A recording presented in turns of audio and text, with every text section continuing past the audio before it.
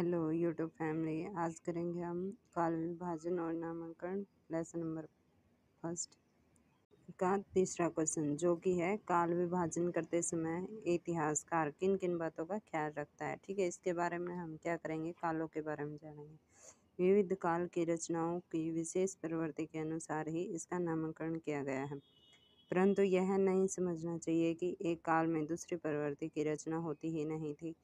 यदि हम भक्ति काल या रीति काल को लें तो उसमें वीर रस के अनेक काव्य मिलेंगे, जिनमें वीर राजाओं की प्रशंसा उसी ढंग से की गई होगी जिस ढंग की वीर गाथा काल में थी, परंतु ऐसे काव्यों की प्रवृत्ति यहाँ शिथिल और न्यून होगी। इसी तरह आदिकाल वीर गाथा काल में भी भक्ति परक तथा रीति काल विषयक सामग्री भरपूर मिलती है। इन सब का कर्मानुसार परिचय नीचे दिया गया है।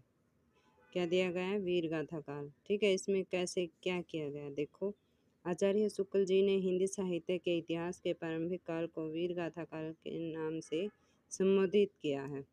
इस काल के भीतर इन्होंने दो प्रकार की रचनाएं बताई हैं, अपभ्रंश की और देशज भाषा की। अपभ्रंश पुस्तकों में विजयपाल राशो, हम्मीर राशो, कीर्तलता तथा कीर्तपता का मात्र 4 साहित्यिक रचनाएं हैं।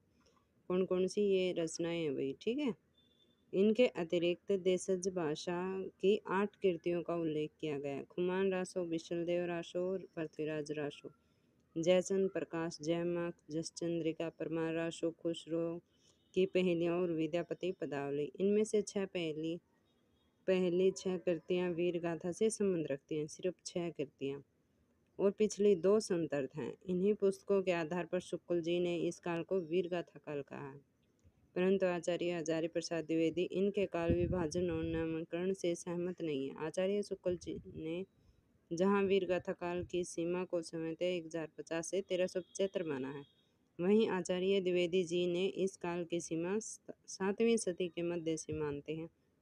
जिन रचनाओं को शुक्ल जी ने ऐतिहासिक माना है, उनमें भी द्विवेदी जी साहित्य का स्रोत खोजकर इस काल का नाम आदि बताते हैं। भक्ति काल हिंदी साहित्य के इस काल को कुछ लोग पूर्व मध्य काल और कुछ लोग धार्मिक काल मानते हैं, परंतु धर्म इस काल को कोई प्रवृत्ति नहीं है। इस काल की मूल रूप से 3 प्रवृत्तियां हैं, ज्ञान मार्गी, प्रेम मार्गी, भक्ति मूलक। इसमें भक्ति भावना प्रमुख प्रवृत्ति है। इसको सगुण और निर्गुण 2 काव्य धाराओं में बांटकर प्रत्येक को 2 विभाग किए गए हैं। सगुण धारा में रामाश्री और कृष्णाश्री शाखा, और निर्गुण में ज्ञानाश्री और प्रेमाश्री शाखा। राम के चरित्र करने वाले कवियों को रामाश्री के अंतर्गत और श्री कृष्ण के चरित्र करने वाले कवियों को कृष्णा शाखा अंतर्गत। ठीक है, आज यही हो पाएंगे भाई।